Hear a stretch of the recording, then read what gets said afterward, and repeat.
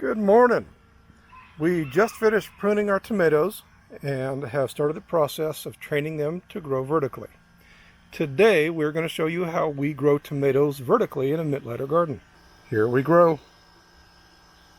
Before I can start with getting these tomatoes growing vertically in our Mittleider garden, I'm behind in getting this process started, so I'm going to need to prune. Any of the leaves that are touching the soil, touching the box, or are overlapping are going to get pruned.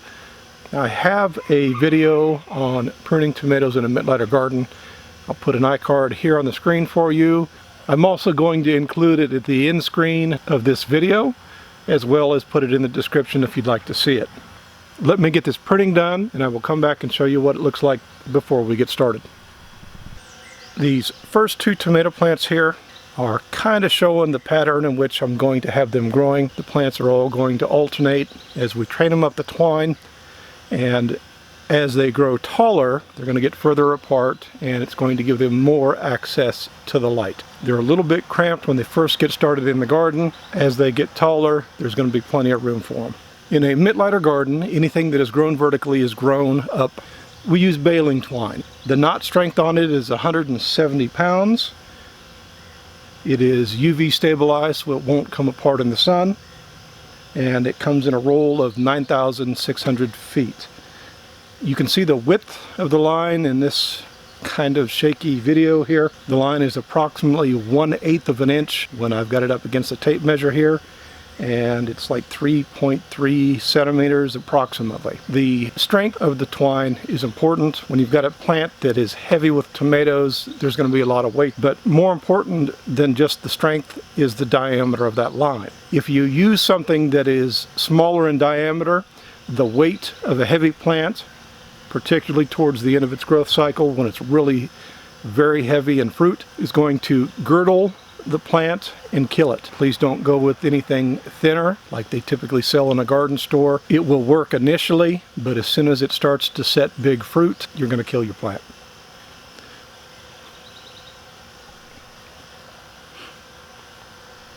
So let's get started on training these tomatoes to grow vertically in our garden here.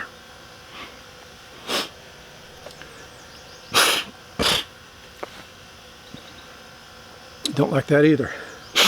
Before we get started with training these plants to grow vertically, I'm going to show you what we're working with. This is a Mittleider garden, and I have these T-posts built over 2 grow boxes. You can build these over a single grow box, in a soil bed, or over multiple like we have here in the greenhouse. We use treated lumber so that it doesn't rot. It's treated with copper. It's no longer treated with toxins, so it's safe for use in your garden. The twine connects at the bottom to a lightweight piece of electric fence wire. You can use steel wire. I've just used this electric fence wire because it doesn't rust. Personal preference, you can use what you have. It doesn't have to be a heavy gauge wire at the bottom because it's not going to support the weight of the plant. It is going to prevent you from accidentally ripping the tomato out of the ground if you bump into the twine. If something falls over in your garden and hits the twine, this wire at the base is going to absorb most of that energy and you're not going to rip out your plant. Do not tie the twine to the bottom of the plant. At the top of the structure we have a heavy gauge number 9 galvanized wire. We use galvanized so that it doesn't rust in the rain. If it rusts over years it would lose its strength and possibly break. The instructions for building this are in the Mittleider gardening course book. Missed a sucker. With tomatoes and other plants like spaghetti squash, where the vine as the plant grows is going to also get bigger in diameter, you need to leave a little bit of slack in your twine at the base of the plant. You can either leave a tag end here where you attach to the wire, or you can leave a little bit of slack line at the base of the plant when you start this process. I prefer to do it this way, just a simple knot like that. That'll make the removal of this line at the end of the gardening season easy. Periodically throughout the gardening year, I'm going to check this line on my tomatoes, on my spaghetti squash, to make sure that I'm not girdling the plant. If you wrap this tight like this now, as that plant grows, that twine is going to grow into the stem of that tomato, girdle it, cut it off, and kill it. Leave a little bit of slack in here. As it grows larger in diameter, there's slack for it to grow into, or you have slack in the line to let it out and keep that twine from getting too tight on the plant. I prefer to keep my twine wrapped up kind of like this, and we simply wrap the twine around the stem of the plant.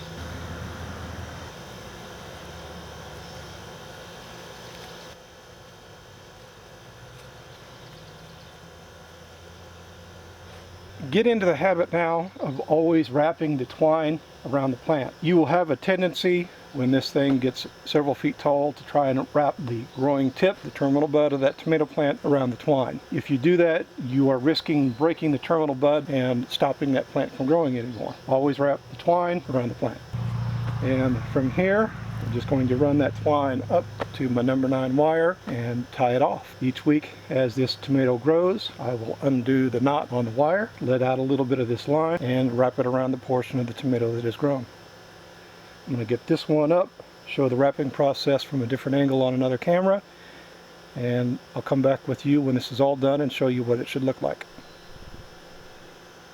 You can see the pattern forming here with the direction that we're running the twine. And as that plant gets taller, they're going to get further apart, and they're going to get plenty of light and air. As you are training the twine around your tomato plants, when you get to the top of the tomato, that's probably 3 or 4 inches there, stop training it around the twine.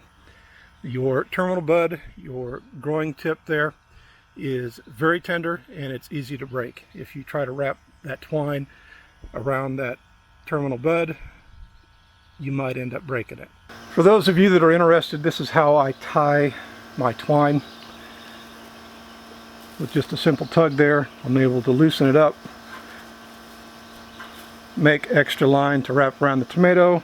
All I do is take the tag end, go over, and between the two of them, kind of like so. You're going to have a loop that looks like this. And I hope you can see this because I can't see the screen on the camera. Pull it tight, go over that line again, and I'm making a loop here. Pull that loop, just like so. This is how we grow tomatoes vertically in a Mittleider garden. Thank you for watching. Happy gardening.